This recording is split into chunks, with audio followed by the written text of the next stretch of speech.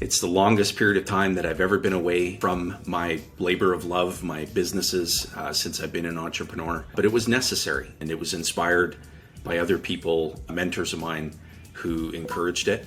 And I faced the fear. I did it anyway.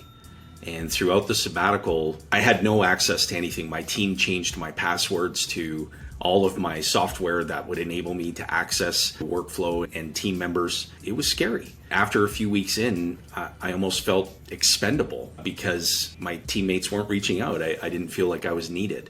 And that was a very strange feeling to process. But it was all really me just making that up in my own head. And whenever I would check in with folks, they would say, hey, we miss you. We can't wait to have you back. But don't ask us anything about the business or how it's going because we ain't going to tell you. After about 4 weeks into the 6-week sabbatical, that's when I really found that I got into my rhythm and I was feeling comfortable with it. And then a few days prior to coming back, I had that adrenaline rush of wanting to get back at it, wanting to be with my teams. And my first day back was like I was roaming the halls of a business that I didn't own anymore. That's the best way that I can describe it. I felt awkward.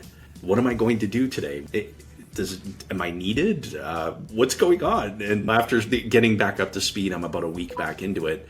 I feel like I'm starting to get back into my rhythm, but I recognize the biggest transformation for me is that there's always something new to learn. There's always a next phase of my own growth personally.